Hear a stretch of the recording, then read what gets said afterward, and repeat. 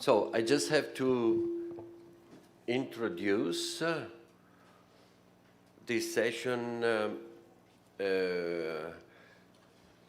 presenting the results of the Memorandum of Understanding Protocollo d'Intesa in Italian for our Italian speakers. You find the text at the entrance of the conference, and you're all welcome to take copies like the Croatian colleagues asked this morning. The results, we had targeted 30 local authorities in the 7 participating countries. We have, as of today, 48. So the result is excellent. I understand we have some more local authorities signing, and then we collected here those who signed until 3 days ago. In the final version, it will be digital. We will include also the new ones. I also have to, we had invited the managing authorities of the Interreg Med program in Italy to attend this conference. They could not, but they did send a message through the Lazio regional government, which is the one responsible, and I read it by Dr. Carmela Di Giorgio. Good morning, everyone. Due to previous commitments, we cannot be with you today, but we're very sorry about this. However, we want to express our appreciation for what you have achieved so far, first through Compose and then through Compose Plus. Thanks to the outputs produced, you have shown that you can provide local communities with valuable tools for energy planning and climate change mitigation. We wish you to continue with the transfer and mainstreaming of the Compose model and to involve an increasing number of Mediterranean realities. From our part, we consider very favorably the UNCEM Lazio's participation in the project and subsequently the direct involvement of territories of our region. Beyond this important day, as Lazio regional government, we're very interested in continuing the dialogue with you on energy efficiency and the use of renewable energy sources with a purpose to take into account your model of sustainable local growth in the policies of our institution. Thank you very much. Signed, Carmela Di Giorgio. Dr. Di Giorgio is the head of the Interreg Med Authority. And that's it. I leave the floor to Zdravko, and thank again our guests for being here with us today.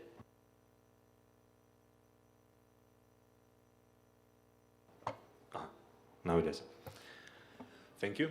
As we are approaching, it is not the end, but it is probably a start of something new, not just this conference, but also the 3 projects that were presented.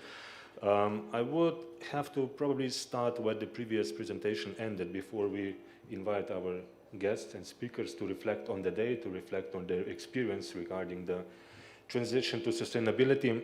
And I saw it is awareness that is the key to any change. Now, I recently spoke with a scientist, climatologist also as our guest, and he said that he made a bit of a joke, and he said that despite all this diversity loss and terrible things going on with the climate change, ecosystem stability endangered, etc. But there is a good news. There is one species that is thriving, and that is the fact-resistant Homo sapiens. Now, I think it reflects well, because I think that today we saw the numbers, we saw the warnings, we saw the scientific information that tells us something needs to be done for our good benefit, and yet I feel, and I really hope our guests will shed some light on this, we still sort of are not happy with the progress we are making. We're still finding issues to be resolved, areas for improvement, but I think that that line was very clear, so the clock is ticking. Now, what to do about it? So, unfortunately, because we had to make a bit of a change in our agenda, not all of our participants are with us, but we still have, and we're very happy, and I will start in the order. Ms. Lučka Kajfiš-Bogataj, I'm sure does not need additional introduction, lecturer, climatologist, IPCC member, and I think a public intellectual would be also a very good mark. So, Ms. Lučka, very welcome. Mr. Umberto Di Matteo, President of the Italian branch of ISES, International Association for Solar Energy. It's a non-profit, you will correct me if I said something wrong or too little, technical scientific association for renewables promotion and energy efficiency measures to be uptaken, and Eduardo Storti from Elettrica Futura e Confindustria to tell us a bit more how they tackle from the specific point of view of energy, how they understand that, what was their motivation to start with, let's say, the transition and towards the sustainability. So I would suggest that maybe Mr. Di Matteo and Mr. Storti, along with their presentation, also try to reflect on a question I would have, and that would be, did you now, if you reflect on your past work, was there a moment, was there, I would say, an insight that maybe we're not doing everything okay, that maybe we started with an approach and we now have a bit of an issue, saying maybe we did something wrong, maybe we have to start doing some things even differently. And sometimes it's difficult to track back on your own, I would say, approach, etc. So a bit of a reflection maybe. Do you find that maybe we are sort of too much in the same wording, too much going the same approach, and that we are maybe missing an important motivator in our path to sustainability? So from your own experience and professional work that you are doing. So if I may invite Mr. Di Matteo, if you would start, please. Thank you. Thank you. Afternoon, everyone. I would like to thank the organizers of this event. The today panelists represent, except me, many important actors of the future for the European energy mix and the role of local authorities. Let me introduce myself. My name is Umberto Di Matteo. I am a professor of technical physics in Marconi University, it's Open University. And I am also president of ISES Italia, which is the Italian section of the International Solar Energy Society.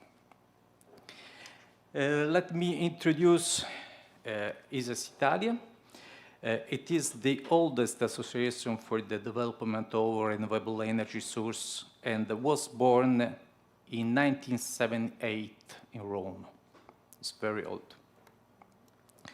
For over 40 years, we have been spreading the potential of renewable energy in Italy.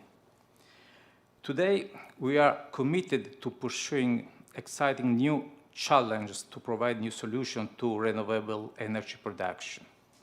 Basically, we can identify three paths. The first is development of photovoltaics in agriculture. The second is the development of energy community. And the third is the most difficult, and it's the promotion of the hydrogen carrier. The main objective and activities we are carrying out are promotion. Sorry, but the slide don't come.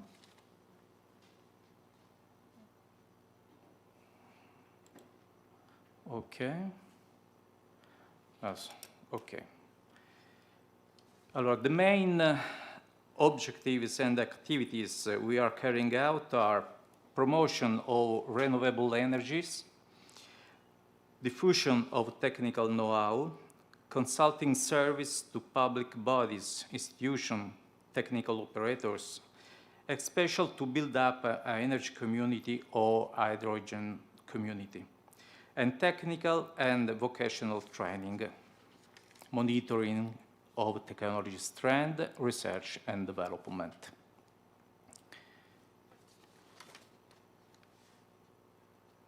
It's very hard. Okay.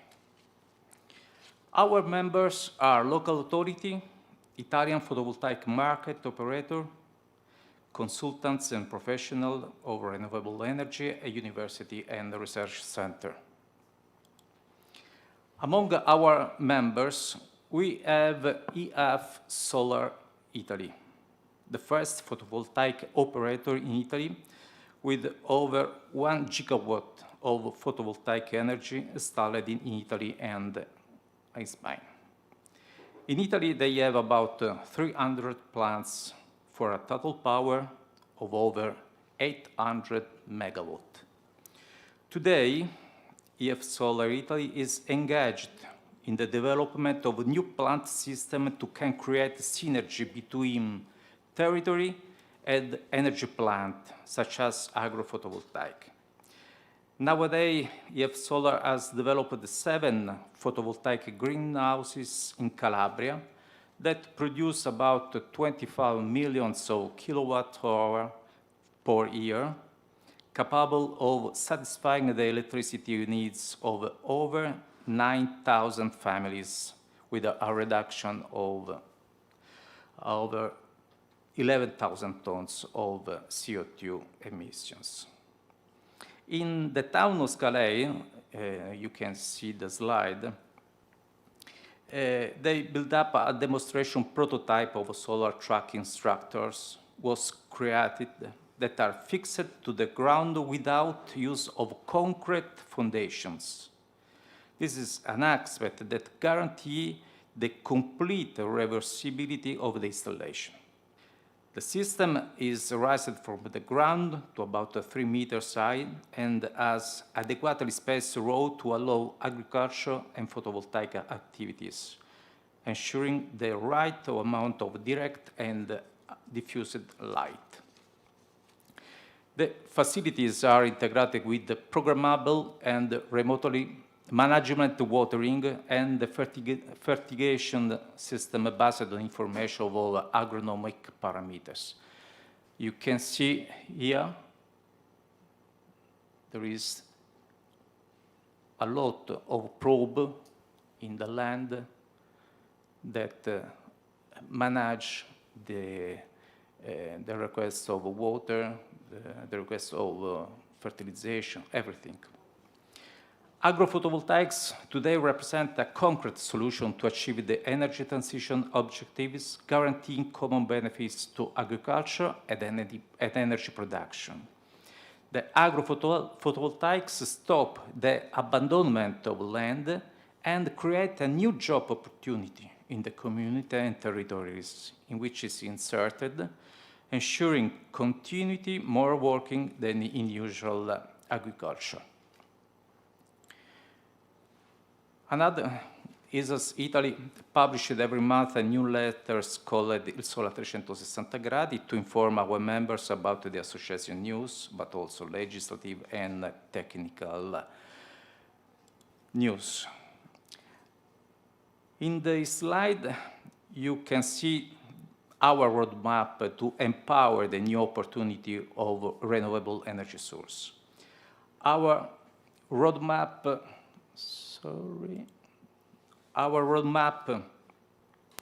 isn't static but dynamic. It evolves as we learn more and allows us to open up a practical dialogue with our customers and the prospective customers about the problems they would like to solve. Basically, we are focused on these two main activities. First, sustainable energy community, hydrogen vector. And the good question that we can do is, why do we want to grow up the energy communities? I know we grew up in a world of centralized energy. We can hardly imagine it otherwise. But nowadays, we know the future belongs to renewable distributed energy resource, interconnected into a smart grid. Instead of building a new centralized power plant, consumers can cover the demand themselves by installing renewable energy sources and becoming prosumers. Producing energy close to its consumption location will help to reduce the pressure on the power grid and minimize the transmission loss. In turn, saving money by lessening energy expense for everyone in the microgrid. Nowadays, we are developing a first prototype of energy community that will interconnect different utilizers, small enterprises, little farms, and residential houses. It is not easy because the model that we are developing must consider the technical problem, permitting problem, construction problem, and finally, fiscal and profitability problems. This, in Italy, is very hard work. Another challenge that involves us in the promotion of the hydrogen vector. In Marconi University, which is a member of ISES Italia, a group of young researchers led by Professor Bocci are involved in several European projects about the use of hydrogen. One of these projects is named BLADES, Biomass Low Cost Advanced and Zero Emission. The aim of this project is going to demonstrate the use of an integrated biomass gas-fired and fuel cell CHP plant as cost-effective way to produce renewable energy, electricity, and heat from residual biomass. This project aims to increase our knowledge to enhance the energy potential of biomass in an intelligent and environmental friendly way. And finally, we are working to making Hydrogen Valley as a reality. This LIFE project aims to set up a hydrogen valley in the central Italy, here in near Civitavecchia, starting with the construction of buses fueled by excess hydrogen from local industrial production, thus closing the loop locally.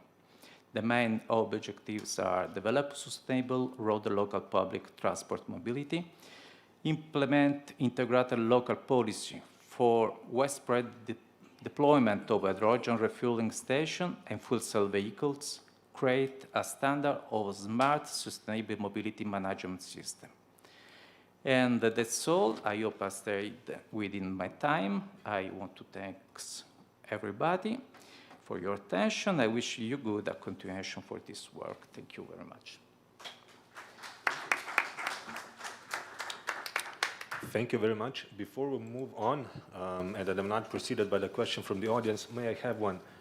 If you would have to rank the motivation, why did people decide to join the communities? Was it so self-understanding? What was there some specific motivation, some moment that you could maybe share what got them together? That's a good question. In Italy, there are two kinds of requests. One is from a new change of mind to make electricity, because the war grew up the cost of electricity. On the other hand, Italy gives some money to improve this. So our job is to balance the two motivations. I don't want that it's a business opportunity, but it's a change of mentality. You mentioned job opportunity and making it fiscally and financially work. So do you see this as a substitute for, let's say, business as usual, these energy communities, or are they, let's say, just a higher standard of living? Are they, I would say, economically self-sustainable, or is it a higher standard? In Italy now is economics, sustainable economics. Oh, okay. Yeah. No, I mean, if the energy communities are The energy community, fiscally, I would say, sustainable as such. yes, They are. they are. Was this a big motivation? Yes. Because there are a lot of money, okay? There is incentive. So is a lot of it's incentive. economic, sustainable. Can I just ask you? Maybe you Okay. Just two things. One is regarding to the last slide from the previous section. It was awareness is the biggest agent for change. I do not agree. From my experience, it's money or subsidy, unfortunately. But that's why probably you are thriving now, because political situation in Italy has changed with this Super Mario law. Was it called? So yeah, but I don't want to joke about such a serious things. What is your estimate, rough? How much energy self-sufficiency you can gain using solar radiation in your everyday life? If I'm a farmer, I now have these photovoltaics, it covers partially my energy need. What percentage? Roughly. Honestly.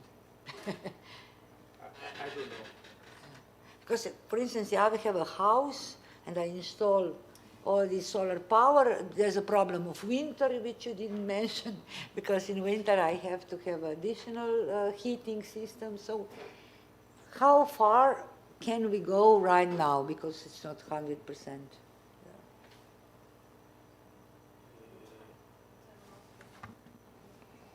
Quindi, I give my opinion, Yeah. okay?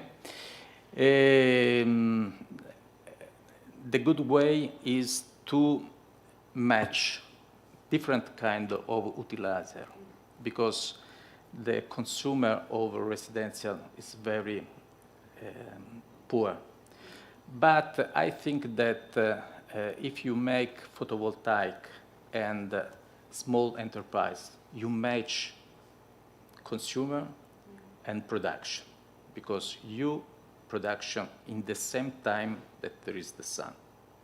So you can reduce your the fuel use, yes. And the percentage is very high.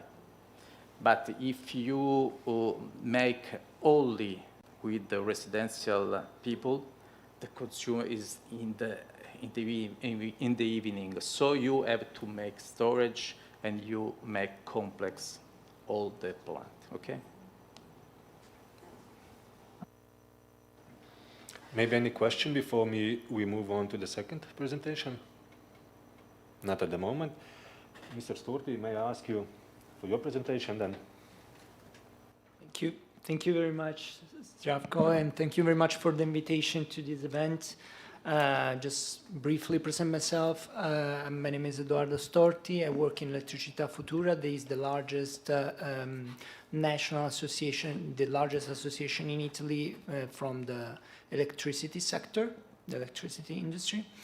I work in the European Affairs Department of Elettricità Futura. So lately we had a lot of work on this side regarding the sustainable transition and also regarding the tackling of the current energy crisis. So I would like just to go back to your initial question that was about if there is something that you look backwards and say, okay, maybe we should have done the things differently. No, there is a question that I think the whole European Union, everybody in Europe should ask, especially in the energy sector. So we are now facing an energy crisis. There is also an environmental crisis, a climate crisis.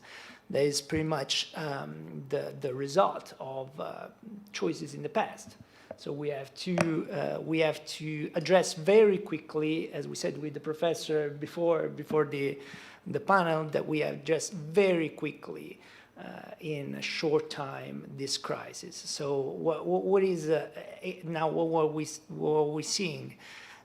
In the end, we are facing a gas crisis that is becoming also electricity crisis, that is also a climate crisis. So you need some solution that solve all this. This was built because in the end we are generating a lot of electricity by using gas. So that and now it's clear to everybody.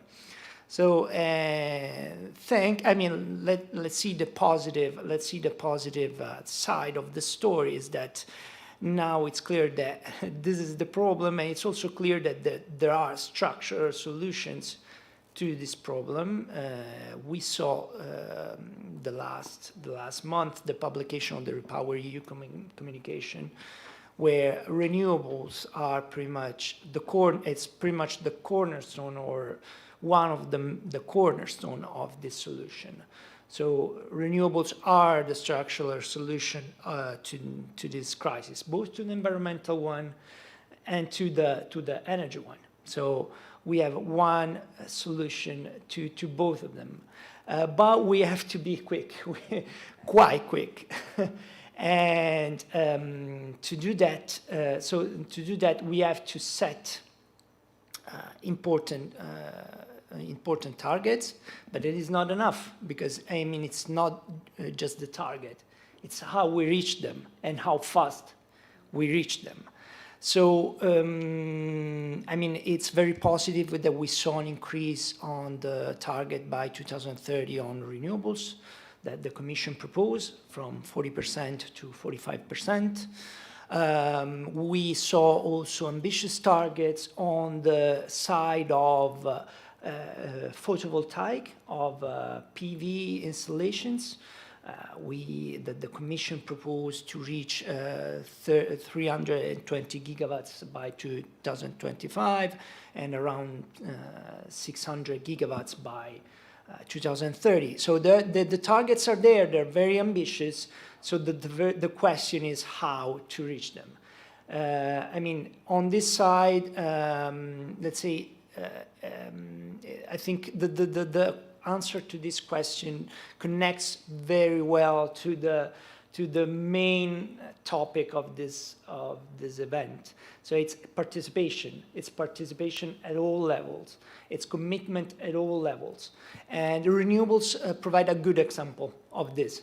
So we have targets, but we have to put these targets, we have to reach this target with projects that have to be put on the ground. And to do that, we need a participation at all levels. It's not just setting the target at European level, it's also to implement it at national level, to engage, also to get regions and local authorities engaged to install quickly the renewables that are needed to reach these targets. And on this side, as Elettricità Futura, we are engaging a lot to make this issue emerge and make people aware about this issue. That I mean, renewables by themselves are competitive, are cost competitive. I mean, we saw last week there was a report published by IRENA, the International Renewable Energy Agency, that confirmed, because it's a trend that's been going on for quite a few years, that in the last decade, renewables, the cost of producing electricity by renewables is declining quite heavily from generating electricity from photovoltaic technologies has decreased by 85%.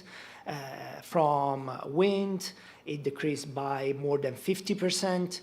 So renewables are cost competitive, but in the end we have to put them in place. And right now, for instance, in Italy, the permitting has been, but not just in Italy, in many European countries, it's quite an issue. So, and the Commission, if you read the REPowerEU communication, the Commission is well aware of this and put forward some good proposals in the respect to speed up the permitting.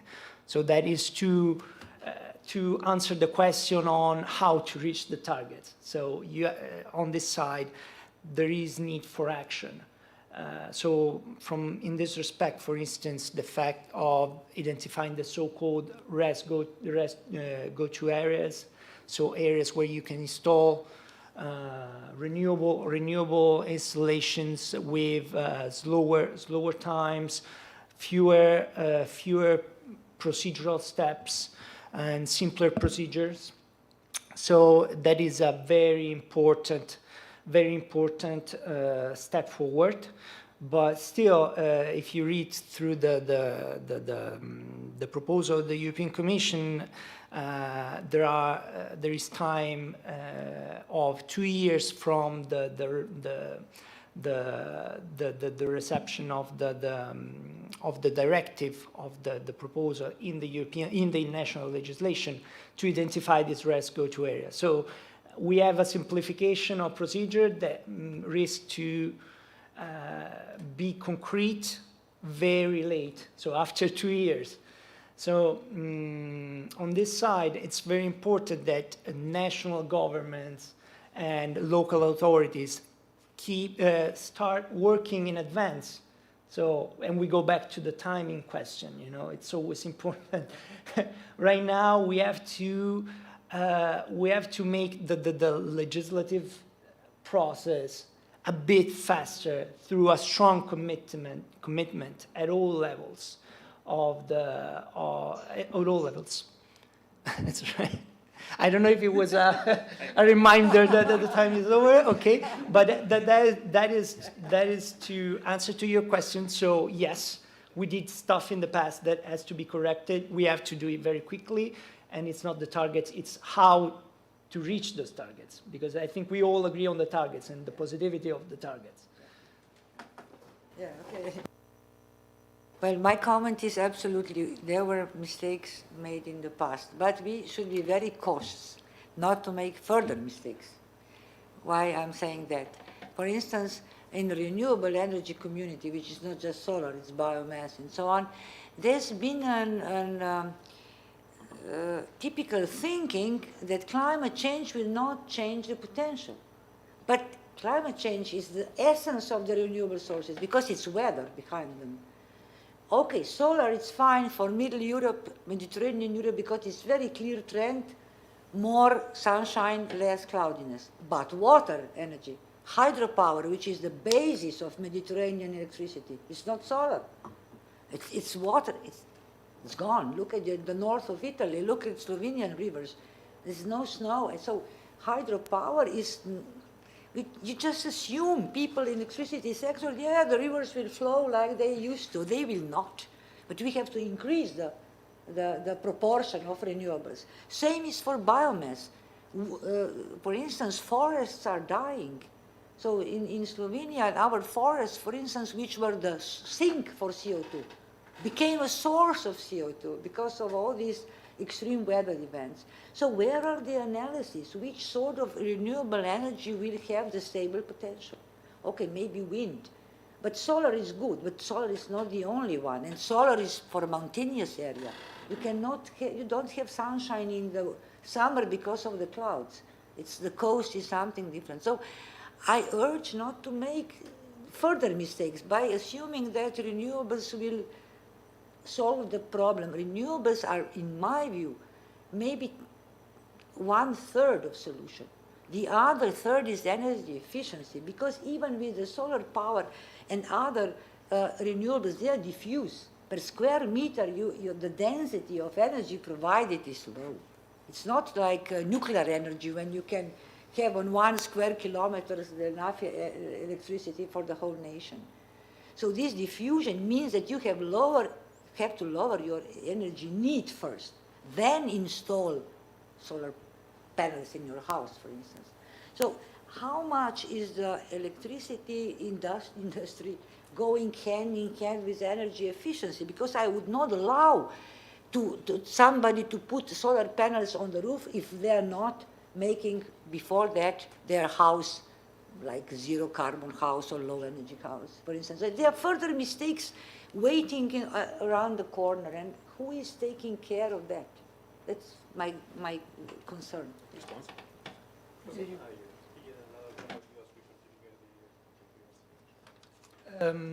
Let's just a couple of comments, but I think you pose a very interesting question, very important one.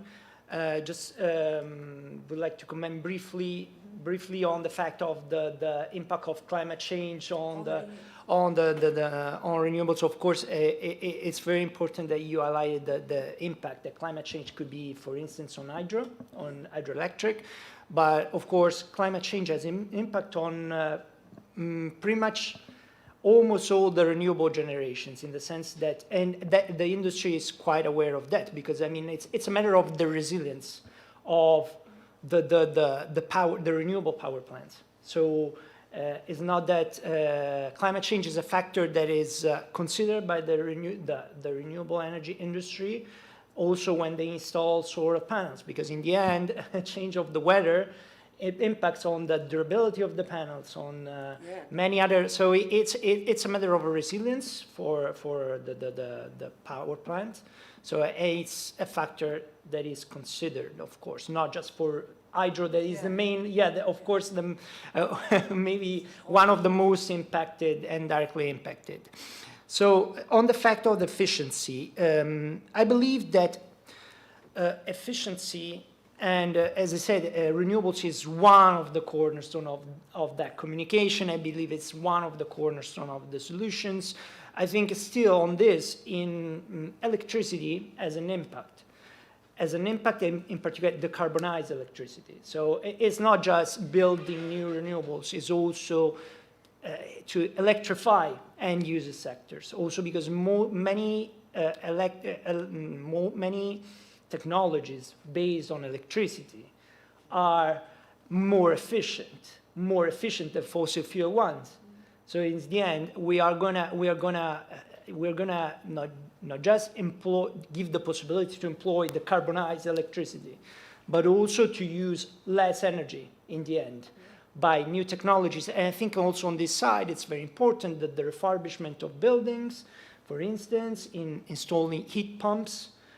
So maybe on this side that the European Commission foresees to install 10 million, I believe, I might be wrong, but if I don't remember well, it should be 10 million of heat pumps installed in total by 2025. On this side, maybe there should be further measures to make this target feasible. But of course, energy renovations are very important. And part of the energy renovations are also the changing fossil fuel technologies with electricity technologies, so that they allow to use decarbonized electricity and also to use less energy, because in the end are more efficient. It's the same of, just conclude, don't take too much time, also for transport. E-vehicles are more efficient than internal combustion engines. Yeah, but you have to buy a new car. You have to buy a new car, but when you buy a new car, it's already 17 tons of CO2 installed in the car, so you have to drive for 5 years to compensate. I'm playing the devil's side, but just one question actually. How much is electricity industry, if I may call it, concerned about carbon capture and storage? Because I don't see that technology is something very good. But in European energetics, it's also to use coal in Poland or whatever, but with this carbon capture and storage. What is your opinion? Because you are from this... I would not go for that, but you know, politics and business is other story. No, I believe, as I said at the beginning, I mean, we believe that the main solution is decarbonization of energy. So, of course, there will always be a residual part. It's not just of energy, but also of industry that you might not be able to decarbonize.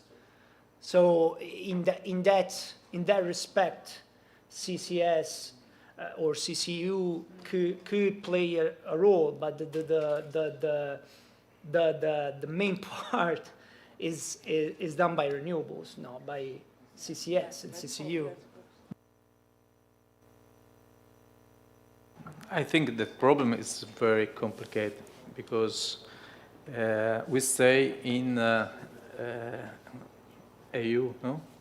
But if each country go for each way is not good. So I can decarbonate in Germany or Poland or other. So I think that the discussion is one. Europeans have one strategy for energy, for all the country. Instead, we don't have no improvement in climate change. Yeah, but in Strasbourg last week, every country, want to be an exception. Yeah, so 20 and more exceptions, yeah. That's why I think this is something that has to be discussed more openly and more honestly. Because in the parliament, these discussions are very, I don't know, not direct. They are avoiding the elephant in the room, mostly. Maybe I will just make this conversation a bit more complex. Now, Really? as if it's not enough. It does seem that, we're facing a common global issue, right? So we're not unconnected regarding this issue, but it shows in different ways. Somewhere it's drought, somewhere it's floods, somewhere it's the damaging of the vegetation system, somewhere it is the ecosystem that has been degraded. So it manifests itself differently. And different environments have different potential, knowledge, history. And there I come to something that I would basically say, you never go in war on technical data. You get technical data, then you go to war. So there's a leader that takes it to the war, right? Even the freedom, at the end, there has to be a person at the end, that takes it out, supported by the tech analysis, strategies, scenarios, etc., etc. Is it only me, because I'm not an expert in this area, that I think that, we have all the data, we have the satellite observation system, there is nothing we cannot calculate. But then we find ourselves in the situation where even technicians are not sure what there will happen. So are we in a position where we're actually struggling because there is a core lack of leadership? Did we maybe miss on that? So it's nice to have a debate, but then what? And I'll even be a bit more provocative, the participatory approach.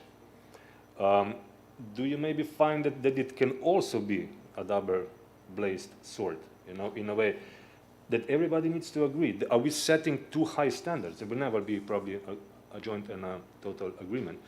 And to add to the third one, they say all the things come in threes. Is it that there will have to probably be a common strategy, but will it have to be really localized, really micro-localized, so that people can get their hands on the decisions? Because we are probably very much detached from what's going on, even in the national parliaments, let alone the European parliaments. We read the press releases, but there is not much else we can do. Is there the last straw that we need to cling on? Because it's composed, I have to ask.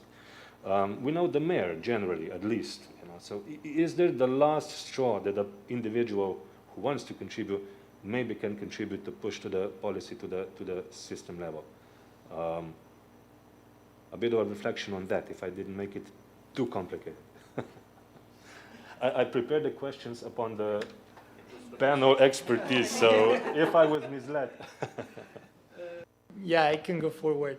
I mean, it's an important point. It's an important point, and still to go back to renewables, that is something that is very intertwined with the renewable case. I mean, sometimes we see renewables that are renewables projects that are blocked at local level, also for opposition of communities that are not in principle against renewable energy at all. But of course, there is a problem about installing the plant in that area, or could be also the regional authorities or the local authorities. So for sure, you need leadership, that is for sure. Leadership maybe at all levels, but mostly at high levels. And then you need commitment that is very important also at the lower level, strong commitment towards this transition. So also because in the end, with commitment, you also have responsibilities. Commitment comes with responsibilities. We need clear responsibilities at all levels to bring forward the transition. So I think it's a very important point that you raised, and it's one of the blocking, on the stumbling blocks of the transition right now, that we don't have a strong commitment, a real commitment, and responsibilities, strong responsibilities at all levels to bring the transition forward. So you create this both towards participation, commitment, You create commitment a lot through participation and also acceptance of the transition. We talked about very different energy mixes in Europe, and there's a problem that now is evident to everybody. You know, I mean, it's important to have a common strategy. The paths might be quite different, from area to area, and you need responsibility. You need responsibilities, and you create responsibility with clear policies, clear regulations, simple regulations. Because once the regulation is simple, so the response to understand who has the responsibility of what is important. And in the end, for all this, you need correct, I think also, you need skills and culture. Culture maybe for the citizens to understand what is the transition, what are the consequences, what are the steps to undertake. You need skills also in respect to policymakers, because sometimes policymakers lack of the skills. Also, when you present authorizations for power plants, you might find yourself in front of a skill gap to assess all the documentation needed to authorize that plant. So I think this is very important: commitment, responsibilities, and also creating skills. My comment, it's a little problem for me. We have to change the step, I think, in the next future, because we have a big country. It's like USA, India, China, Russia. So the European can change. They can change in a big country, and they have no, as like now, 21 countries that everybody say, I want this, I want that, and in the next future, I think that have one energy strategy than decline in the country, because every country, as like Italy and Germany, we joined with gas, no power, and in this crisis, they have a big problem in Europe, no? And there are two big countries over Europe. France, not so much. So we don't make gas fire, no? Because we have a pump, a tube, no? Not tube, tubo, a pipe that we connect with the Russia. So I think that in the next future, we have to change the policy of Europe to have one strategy, but together. So we can change, to make the change. If we can continue with the power of each country, we don't go to anybody.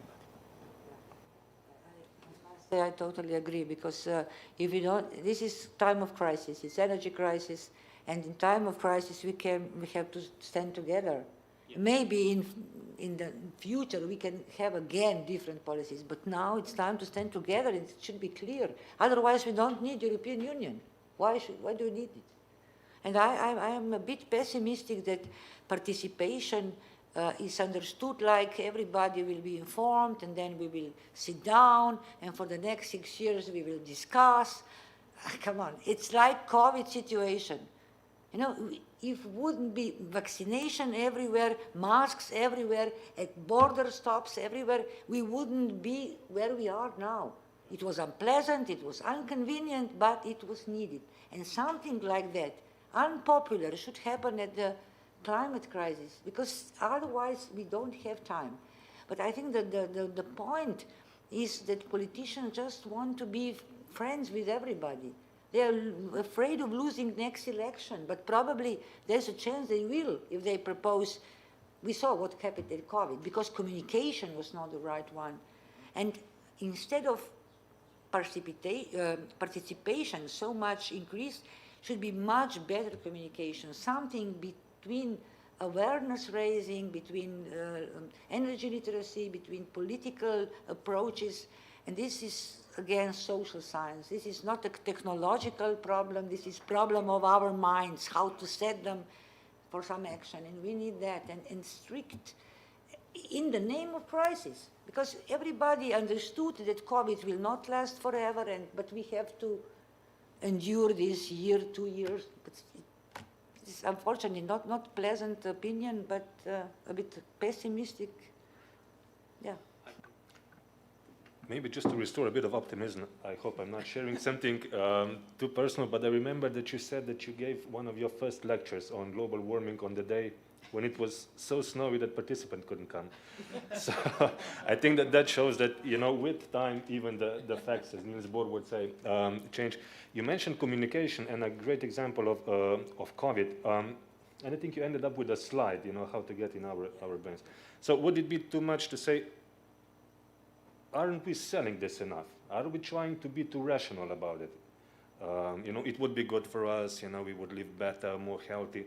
We like fast food, you know, to take the analogy.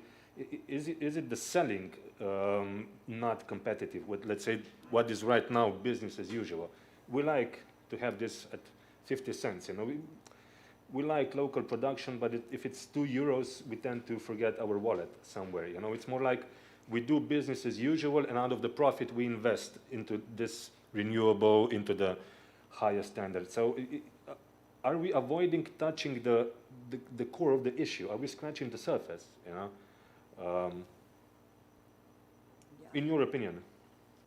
No, I mean, on what you say, I see I would say something that is very trivial, but in the end, it's always the problem, you know, it's always, COVID was something that was very urgent in front of everybody right away. Climate change is something that has an impact in next generation. So it's always difficult to bring people together and to communicate this kind of things. It's a challenge that is bound to the nature of the human being. So it's the same when you have to convince someone quitting smoking. In the end, we ended up putting big pictures of diseases on the package. So it's. But we are still selling them, you know. It's just. It's still selling them. Yeah, no. I'm saying it's quite difficult to make people aware of consequences that are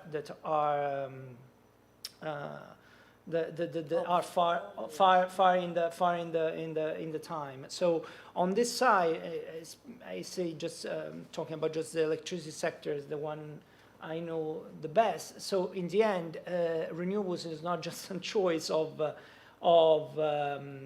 you know, saving the planet, because in the end, maybe if that was the only choice, probably we didn't have even 1 gigawatt installed, but it's also a matter of competitiveness. So in the end, and also the fact that, yeah, now we are in a problem because we are dependent on gas. Gas prices are going up, down, and mostly up, mostly up. I mean, when you have a system that is based on renewables, the price of electricity goes down and it becomes way more stable. So it's a matter of economics. In the end, it's also important to transform like social and environmental issues into economics. It's sad to say, but in the end, it's maybe the way to make this thing work. Also COVID, in the end. The thing was that, okay, the whole world cannot stop because otherwise people would not have a job, would not, could do anything. So in the end, it was also an economic problem. So in the end, it was to find economic solution to an health problem. So I think it's I don't know if it's sad to say, but maybe it's one of the most effective way to bring a change. There are questions. Please be Loud and shout, please. Can I? Yeah. Okay,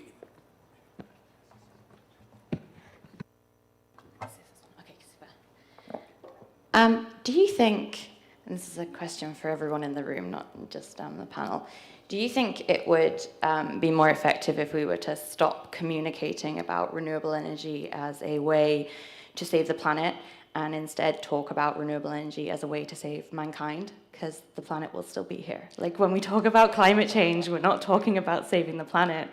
We're talking about saving ourselves. The planet will still be here. It's been here forever. We've been here for this tiny blip of time.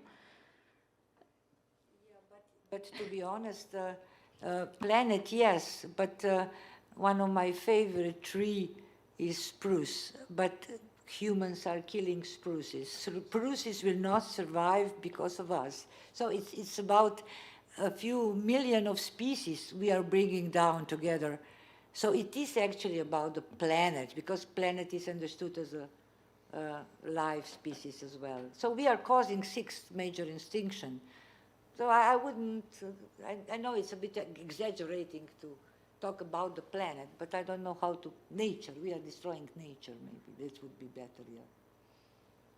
Yeah, planet will survive, but not the nature, because we are... Nature will evolve into something else, I suppose, over time.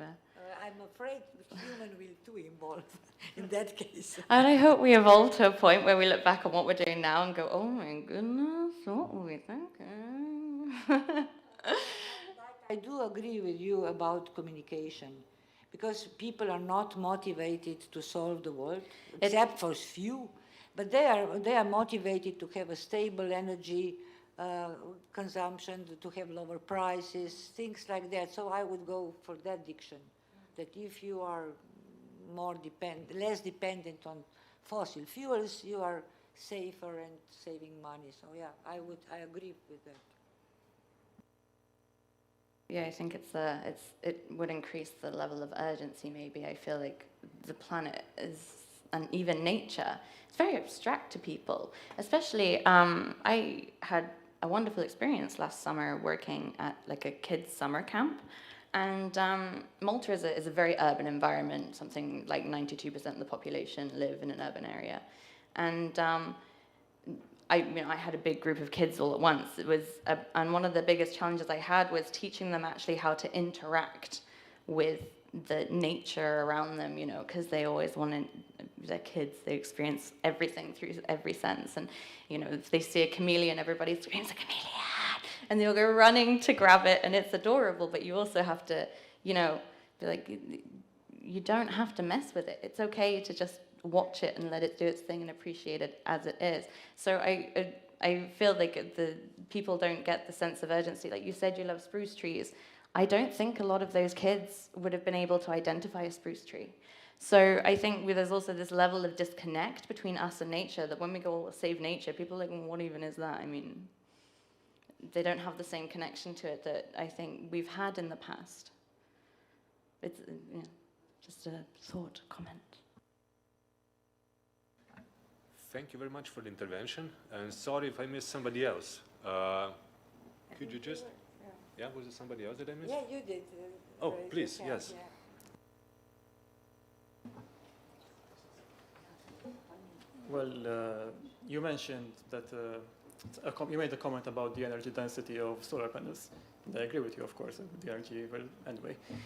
We have the solution, it's nuclear. No one ever mentions it. I know it's a security issue, but realistically, you could reinforce and make it better. Hell, there are even solutions to metabolize radiation. It's also irony, because many times when you talk about France, you talk about Sweden as a green country, low carbon. This is just because they have so much nuclear power. Also Slovenia, we are saved in a way by nuclear power, and also Croatia, and so on and so on. So yeah, it is a solution, but the problem is, if you ask me 10 years ago or 15 years ago, I would be pro-nuclear. Because yes, it's the most logical. You have a small area. Okay, if you are very unlucky, then you get this syndrome of, I don't know, like Chernobyl. But now I am not so much for nuclear, because we need a lot of more transformation right now, the just environmental and energy transformation. We need economic transformation, but with nuclear, for instance, that magically you can build, you can't, but suppose you can build it in Slovenia in next month, a new, what would that message be? We can still live like we did. We will not change anything. So business as usual because it's free, cheap, zero carbon energy. And this is not the way to go, because we have to transform the way we live. And with nuclear, it's just, it will make us do more business as usual, which is not the case. Because it's more crisis than just energy, that's biodiversity and so on. I'd say a month, it's a very, like if you build a nuclear plant in the next month, I mean, talking about month, it's a very, I was joking, but actually, and also the price. As we said on the fact of being quick, to respond quickly. Yeah, exactly. You cannot do it. And also the price. Right now we need a lot of investments in not just solar radiation. Because I was a bit, we totally skipped a lot of things regarding energy that are also in memorandum. Like, what about sequestration? This is another way to go.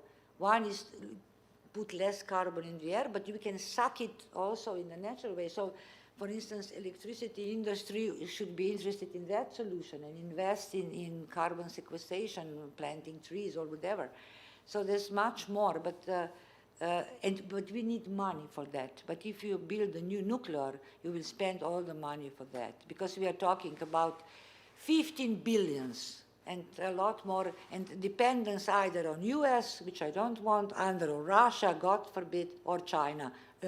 So who will build, who else could build it? So yeah, it's further complication with geopolitical combinations. So we could spend money much better than for nuclear. Well, but this is my opinion. It's like, talking about God or abortion or short skirts, what is, it's not so easy. Well, de gustibus non est disputandum, how would I say in Rome? So we'll leave it at that. Any comment maybe on this? In Italy, I think that need 20 years only for permitting, no? At least, only for permitting, 20 or 30, no, 25 years, okay, for impact assessment. But can I ask a not pleasant question? How much nuclear energy do you import? So you don't mind importing it, but you mind having it in your back garden. So it is it. How do we call that? Huh? The same is Austria. I was targeting Austrians because they are so against anything, but they are importing, of course, from Bratislava. So much further. The so-called global economy, but please, yeah. Just, I think the the comments were quite centered. As we said, we have to act quickly, and we have to act quickly and in a cost-competitive way. Two things about nuclear. We saw that many of the nuclear projects that are going on in the world, they have a lot of uncertainty regarding times, apart from the fact that they have long times for assessment and building, et cetera, and most of the times, we say, for instance, in England, the build-up of nuclear plants takes more time than expected, and more cost than it. In Finland. Yeah, and more cost than it is expected. And then it's also the fact that we talked before about commitment and leadership, about the fact that, okay, to have a clear signal, also a clear strategy. So in the end, if you saw, maybe if you heard from the news 2 days ago, two committees of the European Parliament, the ENVI committee and the Econ committee, pretty much objected the delegated act of the European Commission for the taxonomy regarding the criteria under the taxonomy for nuclear and gas, of which, of course, nuclear was one of the one of the activities that the Commission would like to address as a transitional activity for the green transition. So this, at the moment, it does not imply anything from the substantial point of view of the legislative process, but I mean, that would be the European Parliament in plenary session to decide. But it's a signal that on the topic there is a lot of controversy. So if we put all our chips on nuclear, I mean, we risk wasting time, a lot of time that we actually don't have. Okay. Now, I do hate to be the one to have to start closing the debate. So any last questions maybe that I... Yes, yes, please. Would you mind? Yeah. I don't have a platform to ask these questions very often, so if someone can answer my questions, that'd be great. I was just thinking about your comment just then when you said, you know, you like the idea of nuclear power, but not when it's in your backyard. And, you know, I'm in my work, I spend a lot of time promoting renewable energy sources, but something that really concerns me as someone who doesn't just do work for the environment, but I'm an environmentalist. I'm very passionate about nature, and it's my favorite place to be is outside. But I have to say something that really worries me about renewable energy sources in the first place is that the materials, especially with the new European Green Deal, the materials that we'll require to reach those goals are not going to come from Europe, probably. And perhaps I've answered my own question that I asked earlier, because maybe we can't say that, you know, we're going to save mankind, because if we really want to have the kind of scale of renewable energy sources that we want, the materials that we require for that will result in us reducing the quality of life for people in lands that we're far away from, right? That's a real possibility. Okay, well, that's me, thank you. The roaring silence, but I think there is an interesting issue now being raised. Would somebody tackle it, maybe, or? If I will rephrase it correctly, so the issue of materials, so there is a lot of investment, there is new technologies, new materials, a lot of ways. Just a few words. In Italy, we make a farm, a recycled farm from PV panels, and we recycle about 19% of all the materials, and this is a good way to not depend from the abroad material. But this is a problem. And the other thing is the cost, because it's more cheap to buy abroad than you can recycle. Okay? I like to hear that kind of thing. I think it's also, it's probably a little bit cheaper to source the raw materials, right, than recycle them. Like I looked into it a bit, and the kind of impression I got is that recycling solar panels requires a lot of time and attention and sort of specialist stuff to do it. And not only that, but as we're innovating better solar panels, the way that we recycle them also has to adapt to change that. It's yeah, it's really complicated. I mean, we could talk about it for a really long time. Maybe just a short comment. It's not just about renewable energy. For instance, if you tackle this problem of natural resources coming from other parts of the world making damage there, what about our food? Let's start with oranges, let's start with bananas, let's start, I don't know, with peanuts. We all eat that, but we know they are grown in countries where they don't have water. So, yeah, this is a huge issue, and maybe renewable energy is the tiny part. Food and industry is much better. I have a feeling that we will meet on a project that will deal with another topic, but on the same debate. So as we are late, I do apologize for that, but I think it was very much worthwhile that we had the opportunity to discuss. I think it was a very nice and fluent discussion, maybe on the issues and topics we didn't expect. it goes to show that it is much more than maybe we can, understand in a day or two or in a project. And regardless communication, I think it was very nice, cross-sectoral communication starting. So the project did its job. And now for the end, last question, any last appeal, any question? I'll be very short. So thank you very much, and I think that all the panelists really deserve a big round of applause. Thank you.